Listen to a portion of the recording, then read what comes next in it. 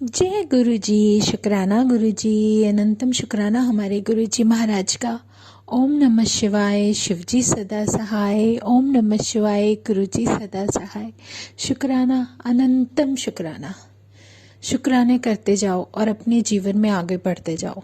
सच में हमारी लाइफ में जो एक इतना प्यारा, जो कहते हैं ना, आशीर्वाद, जिसकी हमेशा हर किसी को ज़रूरत होती है।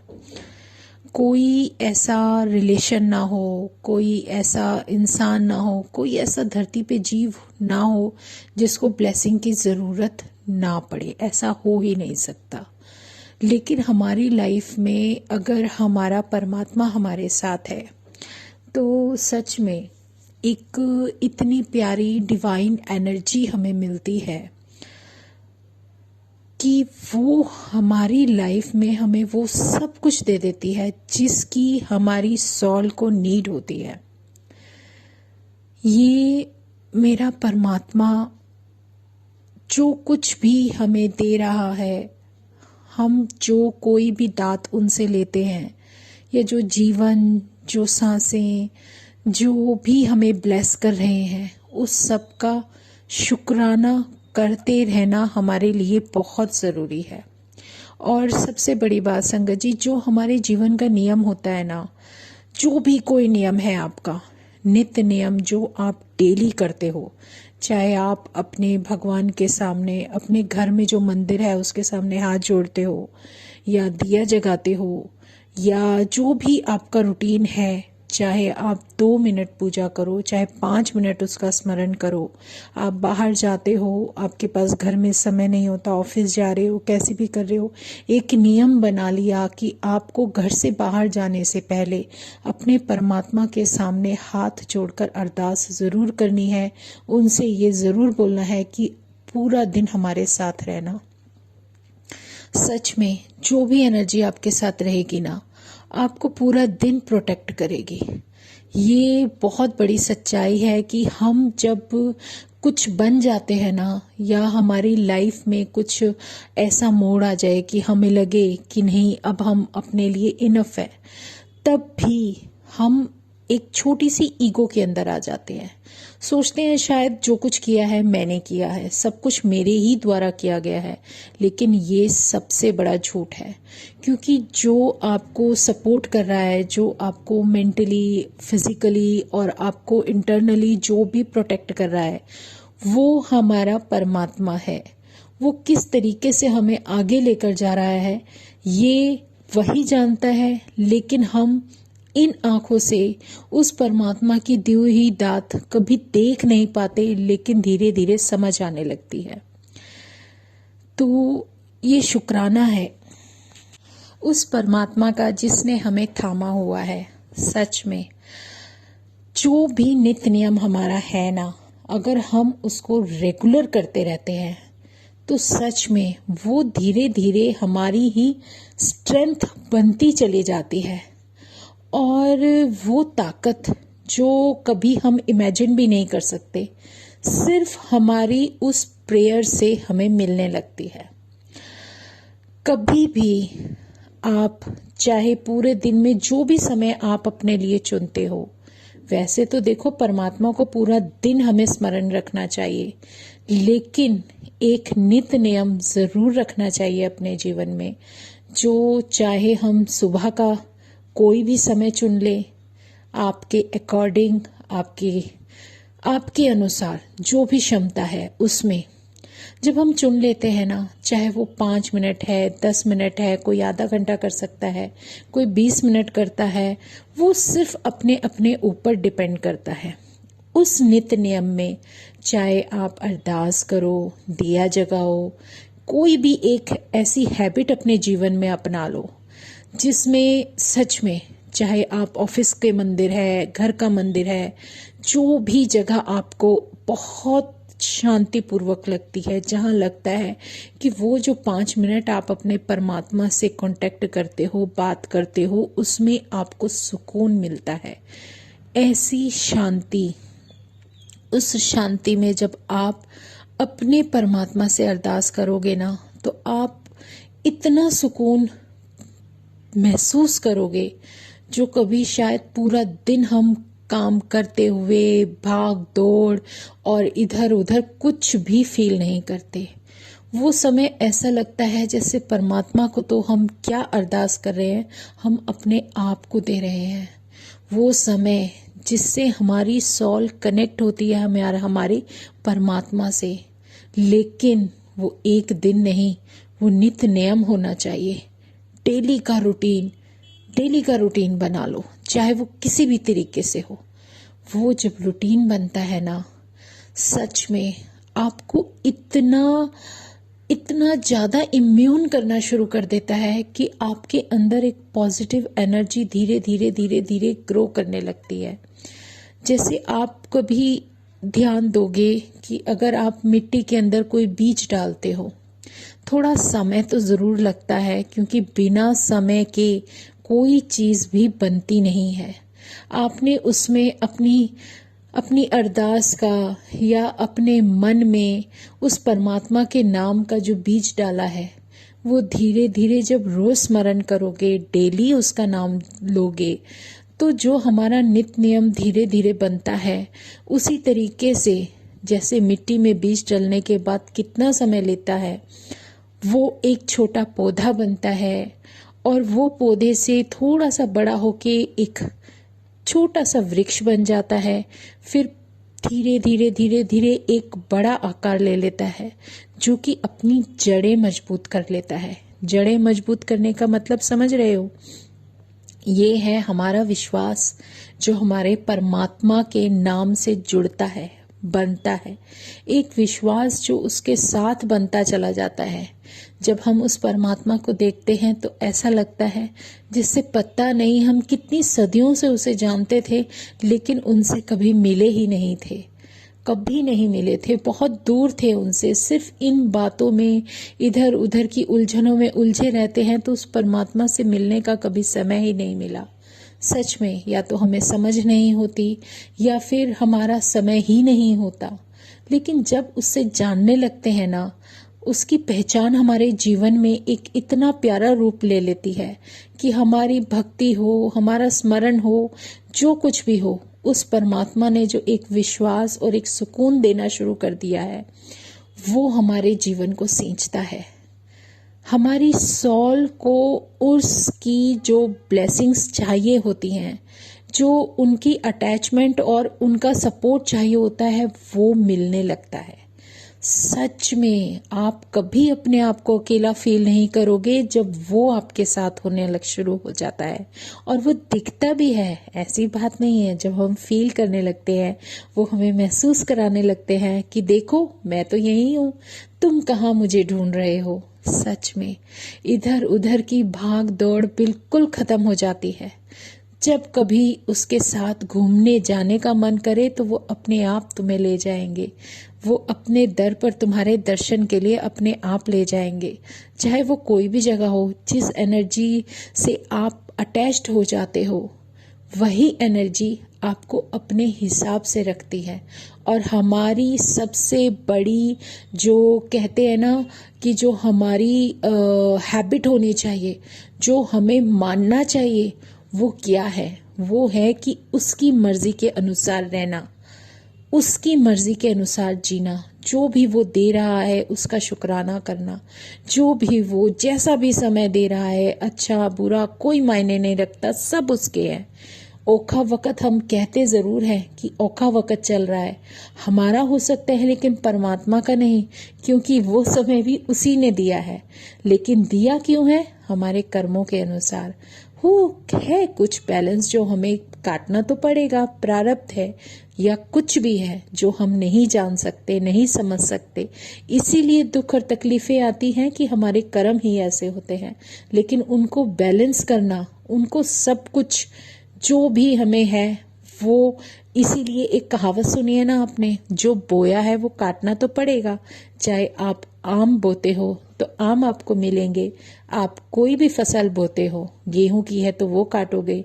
और सही में अगर कहते हैं ना, आम अगर बोओगे तो आपको आम मिलेगा ना, अगर बबूल का पेड़ लगा दोगे तो आम कहाँ से मिलेगा? अपने अंदर अगर शंकाओं का, अपने अंदर बार बार जो हमारे अंदर शक आते हैं, जो क्वेश्चंस आते हैं, अगर वही सब चलते रहेंगे तो फिर परमात्मा का वृक्ष कैसे लगेगा? उसका नाम हमारे अंतरात्मा में कैसे आएगा जब हम ही क्वेश्चनिंग करने लगेंगे?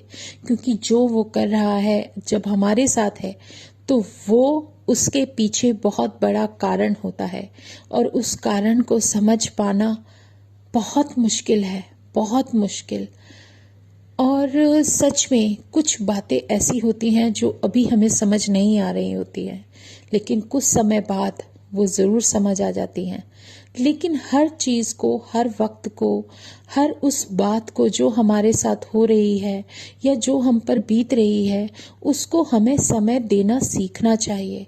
क्योंकि हर बार जल्दबाजी अच्छी नहीं होती, क्योंकि ये जो हमारी पेशेंस की जो लिमिट होती है ना, ये बहुत कम होती है। और जब हमारे अंदर यही बढ़ने लगता है तो हमारे अंदर एक वो ऑरा भी आने लगता है कि नहीं, वो जो सब्र भगवान परमात्मा बार बार कहते हैं ना कि सब्र करो, सब्र करो, सब्र रखना सीखो, वो सब्र जब हमारे अंदर आने लगता है तो हर चीज को हम एक पॉजिटिव तरीके से देखने लगते हैं।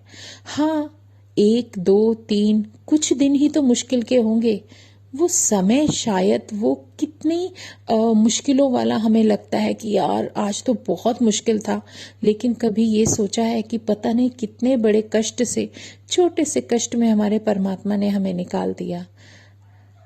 ये उसकी वडियाई है, ये उसका प्रेम है, आशीर्वाद है, जो हमें किसी बहुत बड़े कष्ट से बचाते हुए छोटे से में लेकर जा रहे हैं। लेकिन हमें वो भी ऐसा लगता है कि पता नहीं हम कहाँ फंसे हुए हैं। ये जो हमारे अंदर की जो बेचैनी होती है, ये जो हमारे अंदर जो एक हर चीज़ को जल्दी से जल्दी करने का या फिर उसको अपनी लाइफ में पाने का जो एक जुनून सा रहता है ना, वो धीरे धीरे एक सुकून में बदलता जाता है। वो पेशेंस आ जाती है, सब्र आ जाता है, तो फिर कुछ भी मायने नहीं रखता। क्योंकि वक्त तो हर चीज़ में लगता है। अगर आप सब्जी बना रहे हो, जब तक उस सब्जी के अनुसार उसको पकाओगे नहीं तो उसमें स्वाद नहीं आएगा।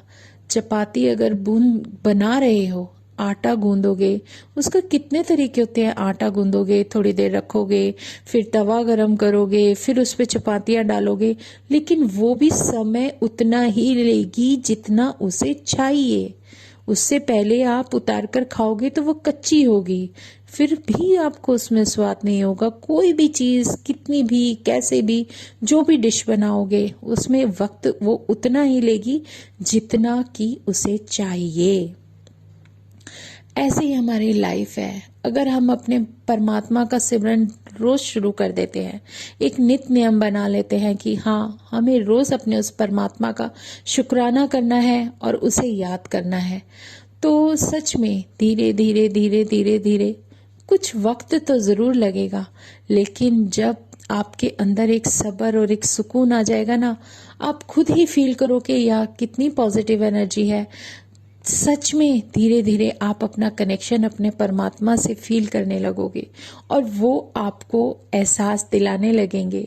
करते तो वो पहले भी थे, लेकिन नजर हमें अब आने लगता है जब हम उसे अपनी अंतरात्मा से महसूस करने लगते हैं। बहुत प्यारा एहसास होता है ये।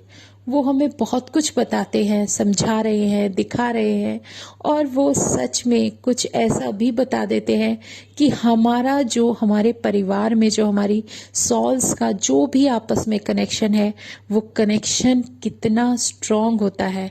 और हम लोग एक, वो परमात्मा है कहाँ, वो हम सबके अंदर विराजमान है।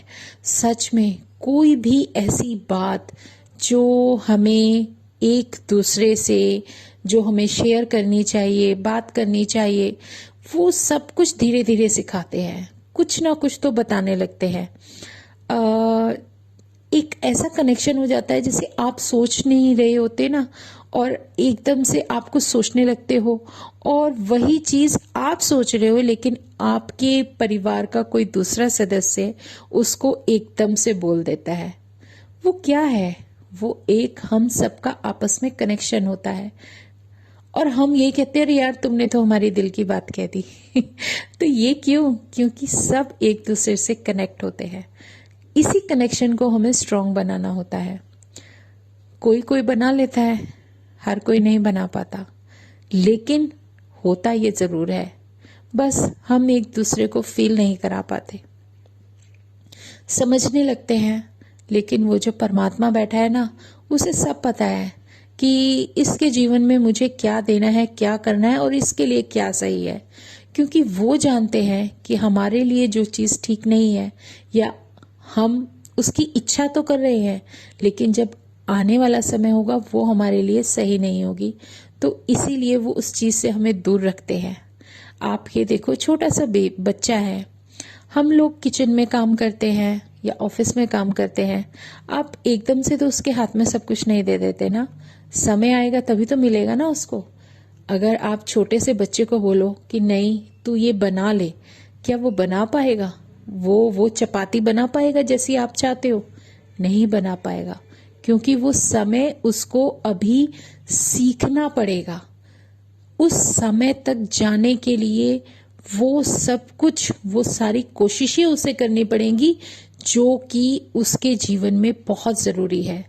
अगर आपका बेटा है और वो पढ़ाई कर रहा है, तो अभी वो पढ़ाई ही करेगा, आप उसके हाथ में अपना बिजनेस नहीं सौंप दोगे, क्योंकि जब तक वो उस काबिल ना हो जाए कि वो समझदार इतना लगे आपको कि हाँ अब ये बच्चा बिल्कुल तैयार है, अब मैं अपना बिजनेस इसके हाथों में दे सकता हूँ, तब तक आप उसको वो जिम्मेदारी नहीं दे सकते।